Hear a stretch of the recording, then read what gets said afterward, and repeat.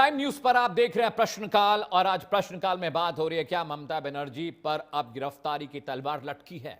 चुनावी राज्य पश्चिम बंगाल में ईडी की छापेमारी के बाद सियासी घमासान अपने चरम पर पीक पर पहुंच चुका है।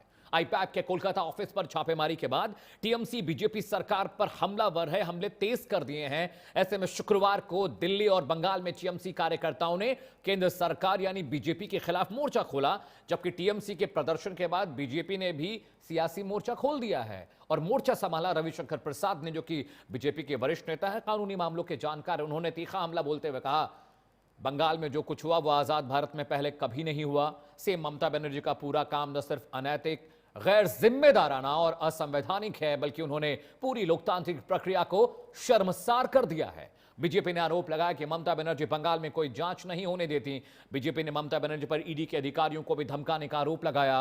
रविशंकर प्रसाद यही नहीं रुके, उन्होंने कहा कि एक वर्तमान मुख्यमंत्री एक प्राइवेट प्रॉपर्टी में घुसकर जहां ईडी मनी लॉन्ड्रिंग मामले में पड़ताल कर रही है, कार्रवाई चल रही है, वहां जाती हैं, धमकाती हैं, पेपर छीनकर वहां से चली जाती हैं। बीजेपी सांसद ने कहा कि ईडी की रेड एक निजी कंपनी पर थी जो कि कोयला घोटाले से जुड़ी थी। बीजेपी नेता ने ममता बनर्जी को घेरते हुए सवाल किया कि इस मामले में ममता बनर्जी इतनी घबराई हुई क्यों है। ममता बनर्जी का रवैया अमर्यादित है, वो इस जांच के खिलाफ क्या छिपाना चाहती हैं। ऐसे में बड़ा सवाल, क्या ईडी की रेड और जांच में खलल डालने के लिए ममता बनर्जी की गिरफ्तारी यानी अरेस्ट हो सकती है। पहले बीजेपी नेता रविशंकर प्रसाद को सुनिए, उसके बाद राजनीतिक प्रतिक्रियाओं का दौर। गाड़ी छोड़ती हैं और फ्लैट में घुसती हैं, उनके पुलिस कमिश्नर जाते हैं, पुलिस अफसर जाते हैं और वहां ईडी के लोगों को हड़काते हैं और ये बहस करती हैं और कागज छीन करके लेके चली जाती हैं। उनका आचरण नहीं अमर्यादित, असंवैधानिक, शर्मनाक है, लेकिन लोकतांत्रिक मर्यादाओं का उन्होंने तार तार कर दिया है। आजाद भारत में बंगाल में जो हुआ वो आज तक नहीं हुआ कि एक सिटिंग मुख्यमंत्री एक प्राइवेट प्रॉपर्टी में घुसकर जहां मनी लॉन्ड्रिंग की कार्रवाई चल रही है ईडी के द्वारा, वहां चली जाए, ईडी के लोगों को धमकाए और पेपर स्नैच कर कर वॉकआउट कर जाए। मुझे याद आता है कि आज वो मामला भी है, आपको मालूम है कि लालू प्रसाद के खिलाफ दिल्ली कोर्ट ने चार्ज फ्रेम कर दिया, वो लैंड फॉर जॉब स्कैम में, और कहा है कि वो सिंडिकेट चला रहे हैं। जब चारा घोटाले की लड़ाई हम लोग बिहार में लड़ रहे थे, स्वर्गीय सुशील मोदी और हम, वही लड़ाई थी, रेड हुई थी, लालू जी गिरफ्तार हुए थे। लेकिन एक बात मैं कहूंगा, कभी लालू जी या राबड़ी जी ने सीबीआई के दफ्तर में रेड करने की नहीं सोची थी। बात को समझिए जो मैं कहना चाह रहा हूं। तो ये तो कमाल हो गया ना। ममता जी, आपको घबराहट क्यों है? तो कमाल हो गया, ममता ने ईडी को काम नहीं करने दिया। रविशंकर प्रसाद को लगता है इतिहास में यह पहले कभी नहीं हुआ, आगे होगा भी नहीं। लेकिन उनके इस बयान के बाद सियासी प्रतिक्रियाओं का दौर आया, उसकी बाढ़ आई, जरा वो भी सुनिए। कार्रवाई नहीं कर रही है, ईडी इलीगली चोरी कर रही है। ईडी कोई कार्रवाई नहीं कर रही है, क्योंकि अगर कोई 7 साल पुराना कोई कोयला का स्कैम हो तो ये 7 साल सडनली बंगाल इलेक्शन के 1 महीना पहले वो जाग उठा, उनको कार्रवाई का सोच याद आ गया। और कहाँ कार्रवाई करने गए? जो आईपैक कोई छुपा हुआ संस्था नहीं है। आईपैक सबको ही जानता है इंडिया में कि आईपैक इलेक्शन का स्ट्रैटेजिस्ट, इलेक्शन कंसल्टेंट है तृणमूल कांग्रेस का, आज से नहीं पिछले 7-8 साल से। देखिए, आईपैक किस तरीके से चोरी कर रहा है। जो जल जीवन मिशन है, सेंट्रल गवर्नमेंट का बड़ा स्कीम, मोदी जी का एक बड़ा स्कीम, नल से जल, ये स्कीम में भारत सरकार पश्चिम बंगाल को अब तक 8,000 करोड़ दिया है। ये जो 2021 का असेंबली इलेक्शन के दौरान केपी कंस्ट्रक्शन साउथ 24 परगना, जिनको 178 करोड़ का वर्क ऑर्डर मिला था, सप्लाई ऑर्डर, ये जल जीवन मिशन में 16 करोड़ ईडी का अकाउंट में ट्रांसफर किया। Axis Bank Kakdwip branch South 24 Pargana, cheque number 001-001-739 to IPAC. Enforcement Directorate BJP का इलेक्शन डिपार्टमेंट है। जहां पर भी चुनाव आता है, बीजेपी का इलेक्शन डिपार्टमेंट वहां पर जाकर विपक्ष को डराने, धमकाने, उनके खिलाफ कार्रवाई करने का काम करता है। ये पहली बार हो रहा है कि पॉलिटिकल कंसल्टेंसी पर भी किया जा रहा है। खैर, मैं इसमें सिर्फ इतना कहना चाहती हूं कि ईडी ने पिछले 11 सालों में बीजेपी का फ्रंटल बनने के अलावा क्या किया है, ईडी के कितने केसेस अपने कंक्लूजन तक पहुंचे, ईडी का कन्विक्शन रेट क्या है, यही उठाकर देख लीजिए। और कितने केसेस जो 2014 के बाद दर्ज हुए वो भारतीय ऑपोजिशन के खिलाफ दर्ज हुए, आपको समझ में आ जाएगा ईडी का रोल क्या है। ममता बनर्जी जी का सवाल एकदम जायज है कि केवल विरोधियों के यहाँ ही ईडी और सीबीआई जाती है। क्या कभी ईडी और सीबीआई का रथ जो है वो गुजरात की दिशा में जाते आपने देखा है, मध्य प्रदेश की दिशा में देखा है, राजस्थान की दिशा में देखा है, महाराष्ट्र की दिशा में देखा है? नहीं, ईडी सीबीआई का रथ जो है वो कहाँ जाता है मालूम है? पश्चिम बंगाल की दिशा में, तेलंगाना की दिशा में, कर्नाटका की दिशा में, हिमाचल प्रदेश की दिशा में, तमिलनाडु की दिशा, जहां जहां गैर भाजपाई सरकारें वहीं आपको ईडी सीबीआई नजर आएगी। जो ही खबर हम एक न्यूज फ्लैश एएनआई पे देखते हैं ना कि ईडी की रेड, बस 3 शब्द ही देख लें, हमें समझ में आ जाता है कि किसी गैर भाजपा राज्य में ईडी पहुंच गई। पहले तो एक क्यूरियोसिटी होती थी आज से 10 साल पहले कि ईडी की रेड कहां हुई साहब, अब नहीं होती क्यूरियोसिटी। वो 3 शब्दों में मालूम पड़ जाता है कि जो 8-10 राज्य हैं उन्हीं में हुई होगी। तो आपने रविशंकर प्रसाद को सुन लिया। सियासी वारों का दौर हो चुका। प्रश्नकाल के सवाल का वक्त है जिस पर हम चर्चा करेंगे। प्रश्नकाल का सवाल नंबर 1, ग्रीन फाइल में चुनावी डेटा या घोटाले के सबूत है जिसे लेकर ममता बनर्जी वहां से निकली, वहां से चली गई।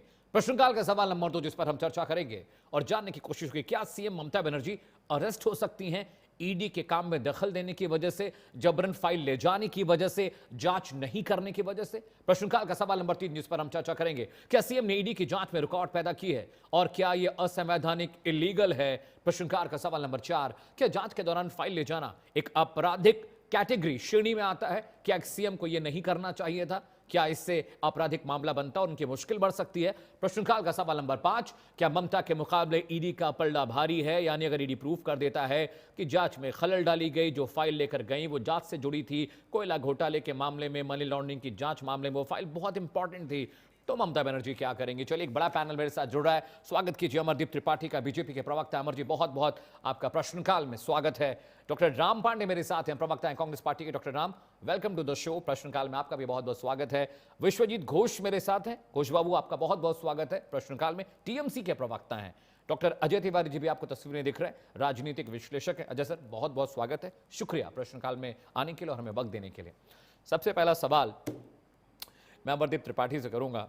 अमरदीप त्रिपाठी, रविशंकर प्रसाद ने जब आज दिल्ली में प्रेस कॉन्फ्रेंस की बीजेपी कार्यालय में, तो हम लोग ये सोच रहे थे कि भाई क्या निकल कर आएगा, तो जो निकल कर आया वो बहुत आश्चर्यजनक नहीं था हमारे लिए। दूसरा एक एंगल और निकल कर आया है, ममता बनर्जी ने जिस तरह से ईडी की कार्रवाई में खलल डाला, फाइल लेकर चली गई, और एक तरह से ये संवैधानिक क्राइम है, एक ये क्रिमिनल एक्ट है कि इन्वेस्टिगेटिव एजेंसी काम कर रही है, बीच में धक्का मुक्की करती हैं, फाइल लेकर चली जाती हैं। आप दोषी हैं, आप आरोपी हैं। आईपैक में क्या हो रहा था, मनी लॉन्ड्रिंग का मामला था, वहां पर क्या चीजें हो रही थी, ये जांच का विषय है। ये मामला कोर्ट में जाता, कोर्ट में गया भी, लेकिन जिस तरह से ममता बनर्जी ने बिहेव किया, ऐसा लग रहा था घबराई हुई है, डरी हुई है। वहां पर पहुंच के जिस तरह से धक्का मुक्की हुई, वहां की पुलिस ने ईडी को काम नहीं करने दिया, क्या छिपा रही हैं, क्या नहीं बताना चाह रही हैं? और अगर वोटर लिस्ट ही थी, चुनावी स्ट्रैटेजी थी, तो फाइल ले जाने की जरूरत क्या थी? अमरदीप त्रिपाठी। देखिए अमित जी, जो सिटिंग सीएम जो है ममता बनर्जी जी ने जिस प्रकार से जो है ईडी के जो है उसमें घुसकर जो है फाइल छीन के लेकर आई है, मुझे लगता है आज तक अभी चाहे पक्ष हो चाहे विपक्ष हो, चाहे देश की 140 करोड़ जनता ने, सब लोग यही सुनते थे ईडी का रेड पड़ा है, लेकिन सिटिंग चीफ मिनिस्टर का रेड पड़ा है, वो भी ईडी के ऑफिस में, ईडी के जो प्राइवेट जो है, जो वहां पे लोगों पर ईडी के लोग कार्य कर रहे थे। ये तो पहली बार, बड़ा मतलब सब लोग 140 करोड़ जनता जो भी इस देश का सुन रहा है, वो सब लोग शॉक्ड है कि ऐसा भी पॉसिबल हो सकता है कि एक जो है संवैधानिक पद पर बैठे हुए सिटिंग सीएम इस तरीके से घिनौनी हरकत कर सकते हैं। तो कहीं ना कहीं ये बहुत स्पष्ट है कि ममता बनर्जी जी के जो है जहन में बहुत बड़ा डर है। जिस प्रकार से चाहे कोयला घोटाला कह लीजिए, चाहे शिक्षक भर्ती घोटाला कर लीजिए, और घोटाले पे घोटाला, जिस प्रकार से आप देखिए बंगाल के अंदर ममता बनर्जी जी ने एक पैरेलल अलग तरीके का सिस्टम बना रखा है, जहां पे करप्शन है, लूट है, महिलाओं की हत्या है, बलात्कार है, तमाम प्रकार के अपराध युक्त जो है। ममता बनर्जी जी को अगर कहा जाए अपराध युक्त सम्राट, तो इसमें कोई गलती नहीं होगा। जिस प्रकार से पश्चिम बंगाल को इन्होंने गर्दिश में ले जाने का कार्य किया है, और आज जब ईडी को देख रही है तो कहीं न कहीं बहुत बड़ी घबराहट है। इनको डर सता रहा है कि आज नहीं तो कल गिरफ्तारी होगी। जो पाप का घड़ा ममता बनर्जी जी का जो भर गया है, निश्चित रूप से वो जग जाहिर होगा, उजागर होगा, और इनके काले कारनामों की सजा तो इनको मिलेगी ही मिलेगी। चाहे ईडी कैसे फाइल छीन के चले आए, चाहे लोगों को भड़का कर दंगा करवा दे, चाहे जो भी करे। जो इन लोगों ने पश्चिम बंगाल के अंदर महिलाओं का शोषण किया है, आप लोगों को याद होगा 24 परगना में जिस प्रकार से टीएमसी के नेता महिलाओं को घर से बाहर निकाल के उनका बलात्कार करने का कार्य किए। तो ये सब चीजें जो आपराधिक षड्यंत्र में संलिप्त पूरे टीएमसी के नेता और उनकी सरगना जो ममता बनर्जी जी है, उनके पापों का घड़ा भर चुका है, और निश्चित रूप से इन लोगों को अब दंड मिलेगा।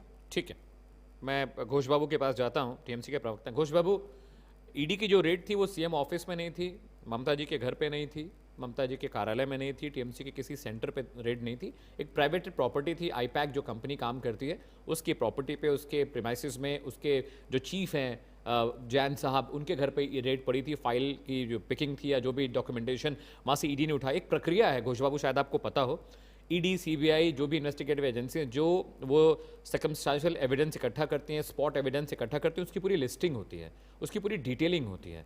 तो अगर ईडी वहाँ पहुँची भी थी तो ममता बनर्जी को वहाँ पर जाकर कम से कम ये एक्ट तो नहीं करना था।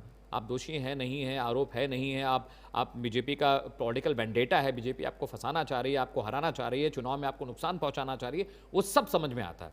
लेकिन एक सीएम को इम्यूनिटी नहीं, आपको पता है ना कि अगर ईडी ने ये बात कोर्ट में प्रूफ कर दी कि ममता बनर्जी जो फाइल लेके गई है वो बहुत इंपॉर्टेंट एविडेंस था और उन्होंने ईडी को रोकने की कोशिश की है, तो सीएम को इम्यूनिटी नहीं है, वो गिरफ्तार हो सकते हैं। इस बात की जानकारी तो आपको होगी घोष बाबू, जरूरत क्या थी इसकी?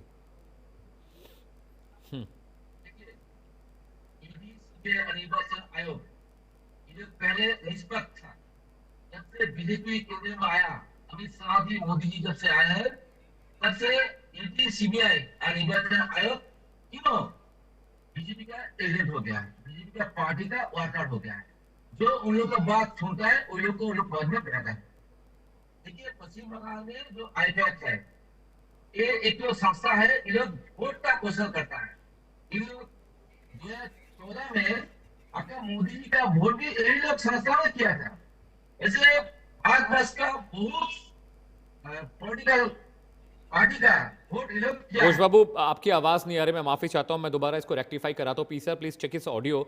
मैं डॉक्टर राम जी के पास जा रहा हूं, डॉक्टर राम पांडे कांग्रेस के प्रवक्ता हैं। डॉक्टर राम, मैं आपसे ये नैरेटिव नहीं सुनना चाहता हूं कि ईडी, सीबीआई बीजेपी की एजेंट है, बीजेपी के लिए काम करती है। मैं आपसे एक संवैधानिक सवाल पूछ रहा हूं कि राहुल गांधी, सोनिया जी भी पर भी ईडी ने बहुत सवाल जवाब किए, उन्हें समन किया। लालू प्रसाद यादव बहुत दबंग नेता हैं, आप सबने उनको देखा है, लेकिन जब वहाँ पर सीबीआई की और तमाम चीज़ों की रेड हुई तो कभी भी लालू प्रसाद यादव ने इन्वेस्टिगेटिव एजेंसी के साथ ना हाथापाई की, ना मारपीट की। हाँ, पत्रकारों के साथ उन्होंने गुस्सा दिखाया है, डंडा पटका है हम पत्रकारों पर, उन्होंने बहुत नाराज़गी दिखाई है। हम पत्रकारों के साथ वो धक्का मुक्की भी कर चुके हैं अपने पटना दफ्तर में और कार्यालय में, घर पर भी।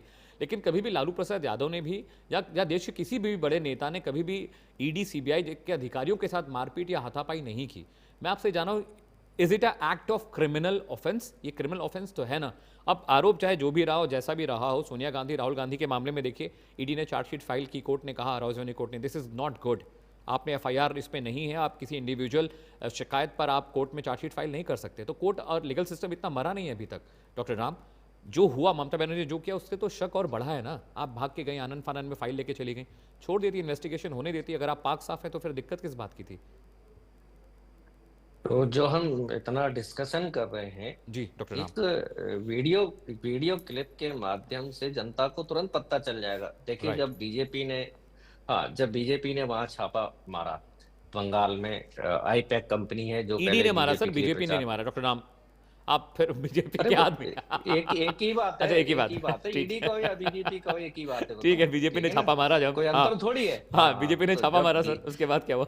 हाँ, तो जो बीजेपी ने वहां जो छापा मारा, आईपैक कंपनी, जो कंपनी पहले नरेंद्र मोदी जी के लिए काम करती थी, और नरेंद्र मोदी जी के लिए उन्होंने जैसे भी चुनाव प्रचार किया, नरेंद्र मोदी जी को उसका फायदा हुआ।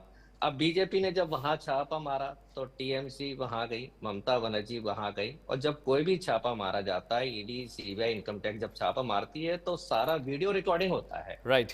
तो जब वीडियो रिकॉर्डिंग चल रहा है, ममता बनर्जी ने वहां से फाइल उठाई, किसके हाथ से ली, कहां से ली, लेकर गई थी या बीजेपी ऑफिस से आई थी, तो ये तो सारा वीडियो में दर्ज होता है ना। इतना ज्यादा इसमें डिस्कशन कर रहे हैं, उससे ज्यादा तो अच्छा है कि जो बीजेपी है या ईडी है उस रिकॉर्डिंग को तुरंत जनता के सामने रख दे, मीडिया के सामने रख दे कि देखिए ये मामला है। और मैं आपसे पूछना चाहता हूं, यदि मैं, आप या कोई आम आदमी इस तरह से ईडी की कार्रवाई में या बीजेपी की कार्रवाई में वहां से फाइल छीनकर ले आता, तो क्या हम ये चर्चा कर रहे होते कि उस पर कार्रवाई होनी चाहिए या नहीं होनी चाहिए?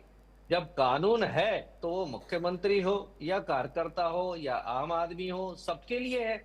और आप देखिए, सबसे बड़ी बात, बीजेपी की तरफ से बात किसने उठाई है? आपके चैनल पर देखा हूं, शुभेंदु अधिकारी। मतलब ये टीएमसी में थे, इन पर ईडी की जांच चल रही थी, शुभेंदु अधिकारी पर, और ये शुभेंदु अधिकारी ईडी की जांच के डर से बीजेपी में चले गए। अब वो शुभेंदु अधिकारी ईडी की तरफ से और बीजेपी की तरफ से आपके चैनल पर बोलने के लिए आए हैं। और जब भी चुनाव हो रहा है, हम देश में देख रहे हैं, इसके पहले ईडी ने किस पर कार्रवाई की थी? हेमंत सोरेन पर। कोर्ट ने क्या कहा? यह असंवैधानिक फर्जी कार्रवाई थी। केजरीवाल पर कार्रवाई की, ईडी ने शरद पवार पर की, अजीत पवार पर की। मतलब ऐसे विपक्ष के सैकड़ों नेता हैं जिन पर कार्रवाई की, लेकिन रिजल्ट क्या आया? जीरो। ईडी का काम है बीजेपी को। केजरीवाल जी पर रिजल्ट जीरो नहीं आया सर, केजरीवाल जी पर रिजल्ट जीरो कहाँ है? सिसोदिया जी पे रिजल्ट जीरो कहाँ है? हाँ। जी जीरो जैसा ही है। जब आगे फाइल नहीं बढ़ रही है, सारे अच्छा। रिजल्ट जीरो है। अच्छा। केजरीवाल बीजेपी जीरो ज्वाइन कर लेंगे तो आज ही जीरो हो जाएगा। यदि केजरीवाल आज बीजेपी दफ्तर चले जाएंगे तो वो आज टोटल जीरो हो जाएगा। देखो, शुभेंदु अधिकारी पे जीरो हो गया। एक मुकुल रॉय थे टीएमसी के, वो भी बीजेपी में गए, अपना ईडी की कार्रवाई हटवाकर और फिर वापस टीएमसी में आ गए। वॉशिंग मशीन में धुल गए वो भी, वॉशिंग मशीन में धुल गए। मुकुल रॉय ने कितना स्मार्टली काम किया। टीएमसी में थे, वो गए बीजेपी में, उन्होंने अपनी ईडी की जांच हटवाई और वापस आ गए। तो देश का ये माहौल कितना गंदा कर रखा है भारतीय जनता पार्टी ने। मैं तो कहूंगा जो मतलब बहुत ही शर्मनाक बात है कि ईडी को बस भारतीय जनता पार्टी छू बोलती है, और जैसे छू बोलकर वो किसी को भी काटने के लिए दौड़ पड़ती है। तो ये बहुत डॉक्टर राम गलत चल रहा है। ईडी के लिए छू वाला तो हम लोग नैरेटिव ना करें। It's a constitutional body of a country. छू शब्द बोल रहा है, छू शब्द का मतलब होता है वफादार। ठीक है घोष बाबू, आप मुझे सुन पा रहे हैं? उम्मीद करता हूं अब आपकी आवाज बेहतर आएगी। हाँ, सुन पा रहे। घोष बाबू, मेरा सवाल ये, जो बीजेपी के प्रवक्ता अमरदीप त्रिपाठी जी कह रहे हैं कि वो जो फाइल ममता बनर्जी लेकर गई वो बेसिकली कोई बहुत इंपॉर्टेंट सबूत था, और जिस तरह से हाथापाई हुई ईडी के कर्मचारियों के साथ, फाइल ले जाना, उन्हें इन्वेस्टिगेट ना करने देना, आपको पता है ना कि इट्स अ क्रिमिनल ऑफेंस और ममता बनर्जी इसमें गिरफ्तार भी हो सकती हैं। घोष बाबू, जरूरत क्या थी? लेने देते, करने देते, फाइल इन्वेस्टिगेशन होती, देखा जाता आगे जो होता। हम उधर बोलने दीजिएगा। हाँ बिल्कुल सर, इसीलिए तो आए हैं दोबारा आपके पास। देखिए, ईडी बोलिए, सीबीआई बोलिए और निर्वाचन आयोग बोलिए, हम लोग जानते थे ये लोग निरपेक्ष है। लेकिन जब से बीजेपी केंद्र में आया, मोदी जी बोलिए और शाह जी बोलिए, अमित जी बोलिए, तब से ये लोग ईडी बोलिए, सीबीआई और निर्वाचन आयोग तीनों बीजेपी का एजेंट हो गया है, बीजेपी का वर्कर। बीजेपी जो बोलता है वही काम करता है। पश्चिम बंगाल में जो आईपैक काम कर रहा है टीएमसी के लिए, ये आईपैक 2014 में मोदी जी के लिए काम किया था और बहुत पार्टियां हैं उन लोग के लिए भी काम किया है। अभी वोट का टाइम है, 2 महीना वोट बाकी है। 2 महीने के बाद पश्चिम बंगाल में विधानसभा वोट होने वाला है। आप लोग आईपैक ऑफिस में घुस गए, जहां पर तृणमूल पार्टी का हर प्रत्याशी का बायोडाटा है, कहां से कहां तक वोट होगा, कहां से कहां तक प्रचार होगा, कौन कौन प्रचार जाएगा, टोटल रोड मैप है जी। ये पिछले 3 साल से तैयार हो रहा है। कौन पार्टी कहां से खड़ा होगा, कैसे बीजेपी को हराएगा, कैसे अमित शाह से मुकाबला करेगा, कैसे प्रचारेगा, सब डिटेल्स है। यही चीज ईडी लेने गए थे आईपैक का ऑफिस में, सेक्टर 5 में, कलकत्ता में, सॉल्ट लेक में। हाँ पता है, सॉल्ट लेक में, सेक्टर 5। इसी का विरोध क्या घोष बाबू, लेकिन ये कोई ऐसा हैरान करने वाला डेटा तो नहीं है जो अगर ईडी को मिल जाता तो कोई बवाल हो जाता। सबको पता है कि आप किसको टिकट दे रहे हैं, आप भी जानते हैं बीजेपी किसको टिकट दे रही है, कांग्रेस किसको टिकट दे रही है, सबको पता होता है, एक अंदाजा मोटा मोटा सबको होता है। ऐसा क्या है फाइल में, अगर ईडी दे भी देती बीजेपी को तो क्या आप पश्चिम बंगाल हार जाते? देखिए पश्चिम बंगाल हार जाते। बीजेपी को पता है पश्चिम बंगाल जीत क्या बात करें घोष बाबू, क्या बात करें? आईपैक एक पब्लिक प्रॉपर्टी, एक प्राइवेट प्रॉपर्टी है, उस पर ईडी ने, ममता बनर्जी पर रेड नहीं थी, आपके दफ्तर पर रेड नहीं थी घोष बाबू। देखिए ममता बनर्जी तृणमूल कांग्रेस का चेयरमैन है, सर्व भारतीय तृणमूल कांग्रेस का ममता भी चेयरमैन है। चेयरमैन चलते उन्होंने वहीं पर गया है, as a chairman, Trinamool Congress chairman का चलते वो आईपैक ऑफिस गए थे। वो ईडी का टोटल प्रोपेगेंडा था, जैसे भी हो तृणमूल कांग्रेस का वोट का, असेंबली विधानसभा वोट का टोटल चीज जो वहां पर है उसको लेके अमित शाह को देने का काम उनका टोटल काम था। ठीक है घोष बाबू, यही as a chairman Mamata Banerjee वहां पर जाके इसको रुकवाया। ठीक है। मैं आज ममता बनर्जी वहां मिशन किया है। अब देखें पश्चिम बंगाल में जैसे भी करो, ईडी हो, निर्वाचन आयोग हो, सीबीआई। ठीक है घोष बाबू, मैं अजय जी के पास जा रहा हूं। कभी बीजेपी ठीक है, ठीक है, मैं आऊंगा, अभी आपको वक्त दूंगा। ठीक है, आपकी बात समझ में आया घोष बाबू। ये एजेंडा था, ईडी आपका डेटा चुराना चाहती थी, आपकी पॉलिटिकल स्ट्रैटेजी चुरा रही थी, आपकी इलेक्शन स्ट्रैटेजी, आपके कैंडिडेट का लिस्ट वहां से लेके थी, क्योंकि बीजेपी के पास तो कोई सोर्स है नहीं, बीजेपी के पास कोई प्लानर नहीं है, कोई स्ट्रैटेजिस्ट नहीं है, उनका सोशल मीडिया सेल, उनका इलेक्शन सेल काम ही नहीं करता। आप लोगों को देखकर वो इलेक्शन की प्रिपरेशन करते हैं। I understand, I got your point. Ajay sir, मुझे एक बात बताइए, जिस तरह का नैरेटिव घोष बाबू बता रहे हैं, doctor Ram Pandey is telling us कि बीजेपी के एजेंट हैं ईडी और सीबीआई, चलिए ठीक है, मान लिया है बीजेपी के एजेंट है, जिसकी सरकार होती है उसका प्यादा उसके हिसाब से काम करता है। बट घोष बाबू जिस तरह की बात डिफेंड कर रहे हैं, एक मुख्यमंत्री को ये शोभा देता है क्या जाके कि आप वहां पर हाथापाई कर रहे हैं, फाइल छीन रहे हैं, वहां पर जाकर फिर आप बाहर हल्ला भी मचा रही हैं? अरे आप फाइल पिक करने देती हैं। अगर सिर्फ वो स्ट्रैटेजी की बात थी, लिस्ट की बात थी, तो ये कोई बहुत बड़ा रहस्य नहीं है दुनिया का कि पता नहीं चलेगा किसको टिकट मिल रहा है, क्या स्ट्रैटेजी है, सबको पता है कैसे चुनाव जीता जाता है, कैसे लड़ा जाता है, कहां खरीदते हैं, कहां बेचते हैं, कैसे मैनिपुलेट करते हैं, किसको जोड़ते हैं, किसको घटाते हैं। बीजेपी कोई नई पार्टी नहीं है कि बीजेपी को जब तक लिस्ट नहीं मिलेगी तब तक उनको पता नहीं चलेगा। बीजेपी के लोग भी बंगाल में एक्टिव है, काम कर रहे हैं, और टीएमसी से ज्यादा एजेंट वहां पर, उनसे ज्यादा बड़ी टीम बीजेपी की पश्चिम बंगाल में, ये मैं पर्सनली जानता हूं। तो ये बातें कहना कि आपकी लिस्ट चुराने आए थे, आपकी स्ट्रैटेजी चुरा, अमित शाह को ये पता करना था कि टीएमसी कैसे चुनाव लड़ने जा रही है, इसलिए ईडी को भेजा था, मजाक लग रहा है सर, ऐसा लग रहा है मजाक चल रहा है सर यहाँ पे। डॉक्टर अजय। अमित जी, इस देश में लोकतंत्र को अगर बचाना है तो ये जो न्यूज चैनल पे आज हम लोग बैठे हैं, इस न्यूज चैनल के माध्यम से देश की करोड़ों जनता हमें देखकर ये जानती है कि क्या सच्चाई है और क्या सच्चाई नहीं है। और इसी सच्चाई को उजागर करने के लिए चाहे अमरदीप त्रिपाठी हो, राम मोहन पांडे जी हो, या टीएमसी के प्रवक्ता महोदय मिस्टर घोष साहब हो, या मैं और आप हो, लेकिन ये निश्चित तौर से गलत है कि यदि कोई प्रशासनिक अधिकारी किसी के घर, चाहे वो ईडी हो, सीबीआई हो या कोई डिपार्टमेंट हो, अगर उसके घर पे छापा मारती है तो राज्य के मुख्यमंत्री को एटलीस्ट उसके घर जाकर फाइल नहीं लेना चाहिए। ये बिल्कुल ठीक बात है। लेकिन जनता में जो नैरेटिव जा चुका है, इसे भी हमें ध्यान रखना होगा कि अजीत पवार कांग्रेस से कैसे बीजेपी की तरफ जुड़ करके और अपने आप को बच गए, आसाम के मुख्यमंत्री कैसे कांग्रेस से जाकर के बच गए, या शुभेंदु अधिकारी जी कैसे इस समय भाजपा में प्ले रोल कर रहे हैं, इस बात को जनता बाखूबी जानना चाहती है। ऐसी स्थिति में हमेशा इलेक्शन कमीशन को, जिस तरह से अमित जी इलेक्शन कमीशन चुनाव से 1 महीना पहले या 15 दिन पहले प्रचार बंद कर देती है, इलेक्शन कमीशन को भी ये सोचना चाहिए कि जब भी इलेक्शन जिस राज्य में हो उसके 2 महीने के अंदर ऐसी कार्रवाई नहीं करनी चाहिए जिससे कि ये साबित हो कि आप एकदम विपक्ष का रोल अदा कर रहे हैं, दुश्मनी का रोल अदा कर रहे हैं, या सरकार पर कोई शंका हो।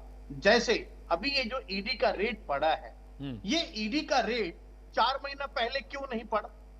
ये 4 महीना पहले भी पड़ सकता था, लेकिन आज पढ़ने से जनता की तरफ भ्रम जा रहा है। हम ये नहीं कहना चाहते कि ईडी को छापा नहीं मारना चाहिए, ईडी को छापा मारना चाहिए, लेकिन गवर्नमेंट में एक रूल बनना चाहिए कि जहां इलेक्शन हो रहा है उस इलेक्शन के दौरान, अभी बिहार में क्या हुआ, बिहार में 4 महीना पहले 10,000 बांट दिए गए।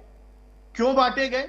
ऐसा नहीं होना चाहिए। हम ये दावे के साथ कह सकते हैं कि ममता बनर्जी की गिरफ्तारी कल भी हो सकती है, आज भी हो सकती है। ममता बनर्जी ने सरासर गलत किया है। एक आईपैड के मालिक मिस्टर जैन के घर छापा पड़ रहा था, मुख्यमंत्री को उसमें क्या बेचैनी थी? मुख्यमंत्री को वहां क्यों जाना चाहिए था? नहीं जाना चाहिए था। ये जा करके उन्होंने साफ साबित कर दिया कि निश्चित तौर से इसमें कोई ना कोई घोटाला है, और ये दोनों की गलती है। मैं ये नहीं कह रहा हूं कि केवल ईडी की गलती है। Valid point. ठीक है अजय सर, एक ब्रेक के लिए जा रहा हूं, माफी चाहता हूं, मैं आपको रोक रहा हूं, एक ब्रेक के लिए जा रहा हूं। ब्रेक के बाद आएंगे। ये पूरा पैनल बना हुआ है। अमरदीप मेरे साथ हैं, डॉक्टर राम पांडे मेरे साथ हैं, विश्वजीत घोष मेरे साथ हैं, डॉक्टर अजय तिवारी मेरे साथ हैं। लेकिन बड़ा सवाल ये है, प्रश्नकाल के दूसरे हिस्से में जब हम आएंगे तो क्या ईडी सीबीआई जैसी एजेंसीज को भी टाइम बाउंड कर देना चाहिए? इन्वेस्टिगेशन का कोई टाइमलाइन नहीं होता, सबूतों को जमा करने का कोई टाइमलाइन नहीं होता। ब्रेक के बाद ये डिस्कस करेंगे क्या ईडी और सीबीआई को फिर से उनका नया प्रिएम्बल, नया संविधान बनाने की जरूरत है। छोटा सा ब्रेक ले रहे हैं, प्रश्नकाल के दूसरे हिस्से में जल्द लौटने कहीं जाएगा।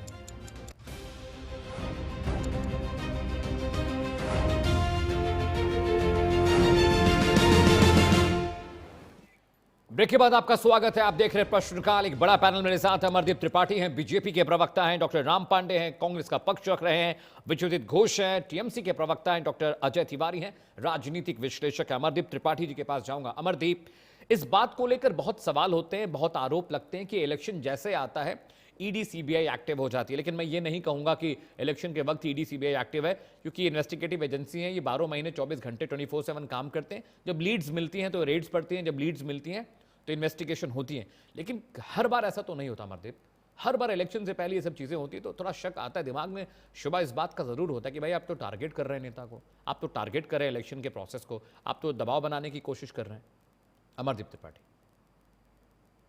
देखिए अमित भाई, ईडी सीबीआई स्वतंत्र रूप से काम करने वाली संस्था है।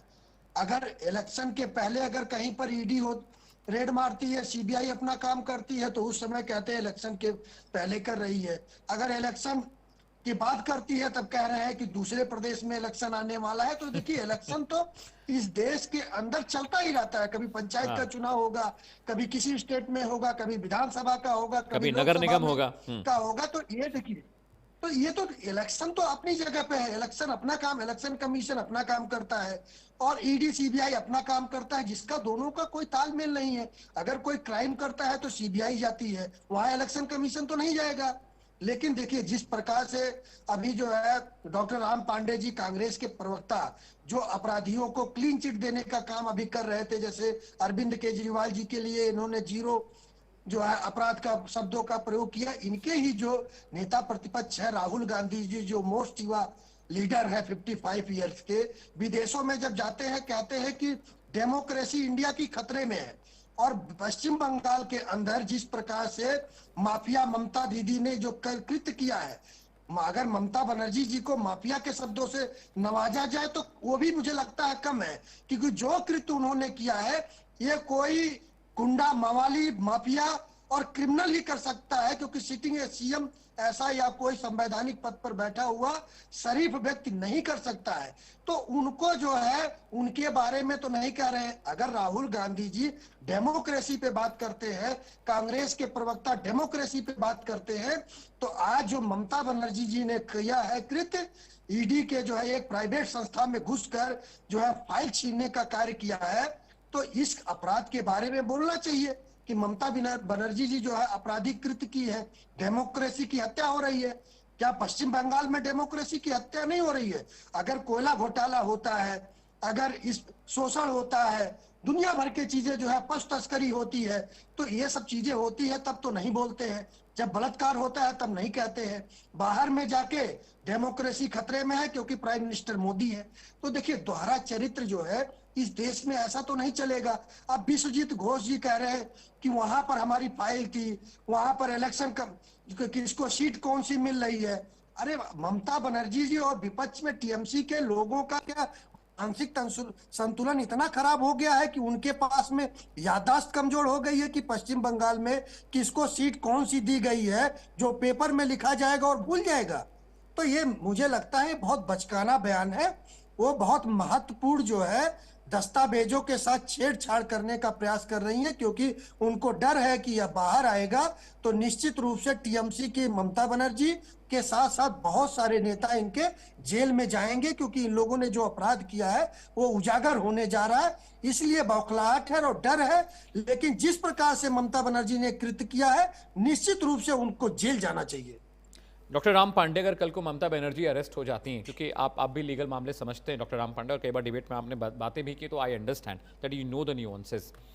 ईडी अगर ये साबित कर देती है डॉक्टर राम पांडे कोर्ट में कि जो फाइल ममता बनर्जी लेकर गई that was very important file for investigation, और कहीं ये प्रूफ हो गया कि ममता बनर्जी ने इन्वेस्टिगेशन में खलल डालने की कोशिश की, ये तमाम जो सेक्शन 67 है एपीएमएलए का, ईडी के पास जो पावर है, उसके बाद तो ममता बनर्जी को मुश्किल हो सकती है। और कहीं वो अरेस्ट हो गई तब तो और बवाल होना है। तब तो आप लोग कहेंगे कि बीजेपी ने इसलिए अरेस्ट करा दिया ताकि वो अपनी इलेक्शन कैंपेन ना कर पाएं, वो इलेक्शन के लिए ज़मीन पर ना जा पाएं, नेताओं से मिल ना पाएं, लोगों से मुलाकात ना कर पाएं। तब तो एक अलग नैरेटिव होगा, एक अलग लेवल का नैरेटिव होगा फिर तो। डॉक्टर राम। नहीं, आपका कहना ठीक है और ममता बनर्जी गिरफ्तार हो सकती हैं, लेकिन मैं कुछ दिनों से देख रहा हूँ जी कि हमेशा मोदी जी और भारतीय जनता पार्टी जितने ताकतवर अपने आप को दिखाना चाहते हैं या बनना चाहते हैं, वो केवल कमजोर लोगों के लिए हैं। आप देखिए ट्रम्प इनकी कितनी बेइज्जती करता है, सरेआम बेइज्जती करता है। मैं वही तो कह रहा हूँ, वही मैं उसी बात पर आ रहा हूँ। ठीक है, तो अब मुझे नहीं लगता कि इनमें हिम्मत है ममता बनर्जी को गिरफ्तार करने की। तो जो काम ट्रंप ने किया वही काम ममता बनर्जी ने किया है। देखिए यहाँ दो बातें चल रही हैं जी, एक तो कानूनी रूप से सही है या नहीं है, और दूसरा समय क्या कहता है। राइट। देखिए ग्वालियर चंबल में एक फौजी थे, पान सिंह तोमर, फौज से रिटायर हुए थे। जी। और जब वो अपने गांव में पहुंचे तो ऐसे ही अमित शाह मोदी जी की तरह दबंगों ने उनको परेशान किया और वो डकैत बन गए। तो अब उनके ऊपर फिल्में भी बनी। अब जैसे अंग्रेजों के लिए भगत सिंह तो अपराधी थे, लेकिन हम लोगों के लिए तो हीरो थे ना। तो एक अब देखिए उनका जो कार्यकर्ता है, वो ममता बनर्जी का वो जो काम कर रहा है, वहां फाइल भी रखी हुई उनका कार्यकर्ता है। तो उनकी जिम्मेदारी है कि नेता को अपने कार्यकर्ता के समर्थन में खड़ा होना। ठीक है, ये गैर कानूनी हो सकता है कि वो वहां क्यों गई। अब ये कह रहे हैं कि भैया फाइल में ऐसा क्या छुपा रखा है, तो आप अपने बीजेपी और आरएसएस कार्यालय की फाइल हम सबको दे दीजिए। हम कांग्रेस वालों को, टीएमसी वालों को आप अपने कार्यालय में जाने दीजिए और अपनी सारी फाइल हमें दे दीजिए। और फिर ये कह रहे हैं कि भाई ईडी की कार्रवाई तो कभी भी हो जाती है। अब देखिए मध्य प्रदेश में जब कमलनाथ मुख्यमंत्री थे तो कमलनाथ जी के यहाँ छापा पड़ा, राजस्थान में अशोक गहलोत जी मुख्यमंत्री थे, अशोक गहलोत जी के छापा पड़ा ईडी का। भूपेश बघेल मुख्यमंत्री थे तो भूपेश बघेल जी के छापा पड़ा। तीनों सरकारें चली गई, ये लोग न तो कमलनाथ जी और वहां अशोक गहलोत जी लगभग ये शांत पड़ गए। फिर एक बात मैं बोलना चाह रहा हूं कि जब हम किसी को ये डिक्लेयर कर देते हैं कि ये घोटालेबाज है, ये भ्रष्टाचारी है और बहुत बड़ा घोटालेबाज है, बहुत बड़ा भ्रष्टाचारी है, तो उसे हम अपनी पार्टी में तो नहीं लेंगे ना। अब अजीत पवार को इन्होंने क्या कहा था कि जेल में चक्की पिसवाएंगे। ये तो भारतीय जनता पार्टी के शब्द है, ईडी के नहीं थे, कि ये 70,000 करोड़ का अजीत पवार ने घोटाला किया, हम उसको चक्की पिसवाएंगे। अब अजीत पवार को वो ताकत दे दी है कि वो दूसरों को चक्की पिसवा सकते हैं, उनको डिप्टी सीएम बना दिया। ठीक है, तो ऐसे हेमंत बिस्वा शर्मा, हेमंत बिस्वा शर्मा को इन्होंने कहा था कि हम जेल में डालेंगे। कम से कम इतने बड़े अपराधी को अपनी पार्टी में लेकर मुख्यमंत्री तो नहीं बनाया जाता है। ठीक है, ऐसे ही शुभेंदु अधिकारी, इन्होंने कहा शुभेंदु अधिकारी को हम कानूनी कार्रवाई करेंगे, ये ईडी की जांच चल रही है और ममता बनर्जी की सरकार में शुभेंदु अधिकारी जैसे भ्रष्ट लोग हैं और इन्होंने नेता प्रतिपक्ष बना रखा है। आज वो भारतीय जनता पार्टी का नेता है। ठीक है, एक रिएक्शन ले लेते हैं डॉक्टर राम, एक रिएक्शन अमरदीप से लेके फिर मैं घोष बाबू के पास जाऊंगा। अमरदीप फट से जवाब दीजिए, मुझे जाना है घोष बाबू के पास। अमरदीप त्रिपाठी, आप लोग यही करते हैं, जो अपराधी होते हैं फिर आपके फेवरेट बन जाते हैं पार्टी में आने के बाद। अमित भाई देखिए, जो कांग्रेस के प्रवक्ता कह रहे हैं, अगर भारतीय जनता पार्टी के दफ्तर में ईडी आएगी तो निश्चित रूप से उनको जो दस्तावेज चाहिए उनको दस्तावेज मिलेगा। ईडी का रेड पड़ेगा भारतीय जनता पार्टी के कार्यालय में तो देंगे, लेकिन जिस प्रकार से ममता बनर्जी जी कर रही हैं, एक प्राइवेट जो है दफ्तर में जाकर और ईडी से छीनने का कार्य कर रही हैं, उसका भी बखान और वर्णन होना चाहिए कि ये कौन सी जो है धारा के अंतर्गत आती है। आपके पास आऊंगा। ठीक है, सीएम कहा जाए या माफिया कहा जाए। ठीक है, घोष बाबू, कल को ममता बनर्जी अगर गिरफ्तार होंगे तो क्या करेंगे आप? देखिए, ममता बनर्जी ऐसे कोई गलत काम नहीं किया है जो उसको गिरफ्तार करेंगे। अरे हाईकोर्ट पूरा कानून पढ़ के बैठ, सुबह से हम लोग कानून ही पढ़ रहे हैं कि क्या हो सकता है। घोष बाबू, डॉक्टर राम पांडे भी हैं, गिरफ्तार हो सकती हैं, वो 100% हो सकती हैं। ममता बनर्जी को गिरफ्तार करने का हिम्मत बीजेपी का किसी लीडर का नहीं है। लीडर नहीं, ED will arrest, not BJP. अरे बीजेपी की रेड नहीं है भैया, वो ईडी की रेड है, बीजेपी अरेस्ट नहीं करेगी। ED would be arresting Mamata Banerjee. Ghosh बाबू, उसको ईडी नहीं बोलते हैं हम लोग, उसको बीजेपी की रेड बोलते हैं हम लोग। देखिए, ईडी डॉक्टर राम पांडे ने आपको सिखा दिया है। ईडी अभी है ना, बीजेपी का एजेंट है। बीजेपी जो बोलेगा वही ईडी और सीबीआई करते हैं। आज देखिए ना, तृणमूल का सांसद अमित शाह का ऑफिस के सामने धरना किए, अमित शाह का हिम्मत नहीं हुआ उन लोग से बात करने के लिए। दिल्ली पुलिस से मरवा के लोग को उठा के वहां लेके गए। हरियाणा में वोट कैसे जीते, कैसे चोरी करके जीते, दिल्ली में कैसे चोरी करके जीते, बिहार में एसआईआर लागू करके कैसे जीते, पश्चिम बंगाल में एसआईआर फेल हो गया। बीजेपी का जो एसआईआर है वो बंगाल में फेल हो गया। नहीं, वो तो इलेक्शन के वक्त पता चलेगा। डॉक्टर राम पांडे से मैं पूछूंगा जरूर। घोष बाबू, एसआईआर फेल हुआ है कि नहीं, ये इलेक्शन के डेटा रिजल्ट बताएंगे। देखिए, अभी इतना कॉन्फिडेंट मत रहिए, आपने बिहार देख लिया है, इतना कॉन्फिडेंट मत रहिए बीजेपी के एसआईआर को लेकर। आप लोग इलेक्शन का रिजल्ट बताएगा एसआईआर फेल हुआ है कि नहीं। ये अभी इतना कॉन्फिडेंस मत दिखाइए आप, साफ हो जाता है मामला एसआईआर के बाद। अगर ईडी को आप लोग फीस छोड़ दे, सबसे पहले आप लोग को जो नेता है ना, बिहार में इंडिया गठबंधन जीत रहा था बहुत भयंकर तरीके से, एसआईआर के बाद सुपड़ा साफ हो गया। ठीक है अजय जी, अमित जी, बंगाल में जीते पाएंगे, बंगाल में Mamata Banerjee, I am very sure आप बंगाल में जीत रहे हैं, बहुत शुभकामनाएं हैं आपको और टीएमसी को भी। डॉक्टर अजय, अगर कल को ममता बनर्जी गिरफ्तार हो जाती है तो आपको पता है कि बहुत भयंकर बवाल होगा। पश्चिम बंगाल में वैसे ही हीनियस क्राइम के लिए जाना जाता है, अपराध के लिए जाना जाता है, उसके बाद तो टीएमसी के कार्यकर्ता सड़क से लेकर संसद तक एक कर देंगे अगर ममता बनर्जी गिरफ्तार हो जाएंगे। तो क्या आपको लगता है ईडी या बीजेपी, क्या बीजेपी उनको अरेस्ट करेगी क्या? नहीं, मैं तो बीजेपी का नाम नहीं लूंगा, लेकिन एक बात दावे के साथ ईडी का नाम लीजिए आप, लेकिन डॉक्टर राम तो बोलेंगे बीजेपी गिरफ्तार करेगी, बीजेपी नहीं करेगी। नहीं, मैं एक बात दावे के साथ कह सकता हूँ कि पिछले चुनाव में प्रशांत किशोर जो बिहार में चुनाव लड़ रहे थे, पिछले चुनाव में ममता बनर्जी को वो चुनाव लड़ा रहे थे बैकग्राउंड से, और उन्होंने बिना चोट के पैर में प्लास्टर लगवा दिया और ममता बनर्जी चुनाव जीत गई। बहुत ध्यान से समझिएगा मैं क्या बोलने जा रहा हूं। अगर गलती से भी ईडी ने ममता बनर्जी को कल गिरफ्तार कर लिया तो मैं दावे के साथ कह रहा हूं कि ममता बनर्जी चुनाव जीत जाएंगे। तो ये बीजेपी गलती नहीं करने वाली है। इसलिए ईडी गलती करने वाले नहीं है, भाजपा जरूर चाहे। और घोष साहब जिस तरह से बोल रहे हैं, मुझे लगता है घोष साहब ममता बनर्जी से थोड़ा नाराज हैं। ये प्रवक्ता कम है, ममता बनर्जी से थोड़ा नाराज है, बिला वजह ममता बनर्जी को जेल भिजवाने के चक्कर में बार बार बोल रहे हैं बीजेपी नहीं गिरफ्तार कर सकती। तो घोष साहब ऐसा मत बोलिए कहीं गिरफ्तारी हो जाएगी तो गड़बड़ हो जाएगा। हाँ, ये जरूर मैं कहूंगा अमित जी कि ममता बनर्जी को ऐसा नहीं करना चाहिए, ईडी को अपना काम करना चाहिए, और जो डिबेट आपने जो ब्रेक के बाद शुरू करना था, मैं वो सारी राजनीतिक पार्टियों से कहना चाहता हूं, चाहे वो कांग्रेस हो, बीजेपी हो, कोई हो। Right sir.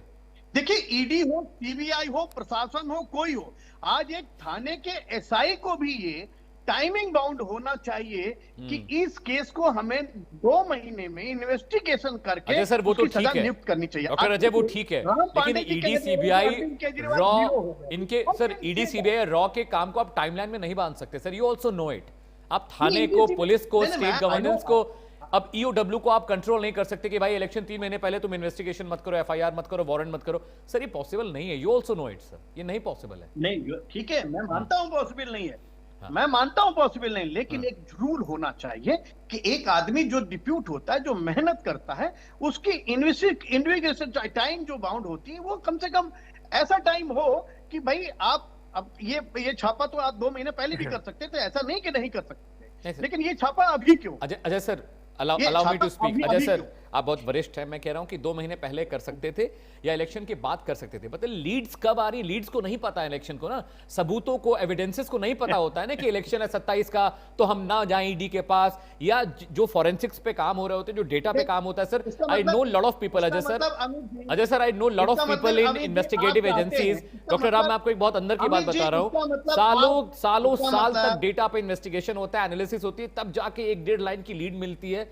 और वो कोई टाइम नहीं डॉक्टर राम कि आप बोले कि हाँ भाई 2 महीने पहले खत्म कर लेना क्योंकि इलेक्शन है, 2 महीने बाद करेंगे क्योंकि ओथ सेरेमनी है।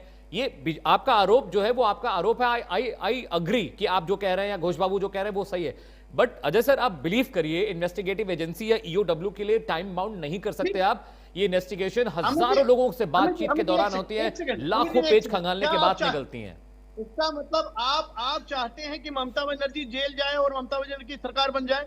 आप जिस तरह से कह रहे हैं, मैं तो कह रहा हूं कि ईडी चाह के भी नहीं। अरे I wish BJP also, Ajay sir I wish BJP, Congress and everybody and Mamata Didi also that she wins election. मैं तो सबको शुभकामनाएं दूंगा, लेकिन इन्वेस्टिगेटिव एजेंसीज को you can not control their force, their work style. ठीक, अमरदेव त्रिपाठी, ज्यादा वक्त नहीं बचा, मैं क्लोजिंग कमेंट के लिए आऊंगा। राम पांडे आपके पास भी।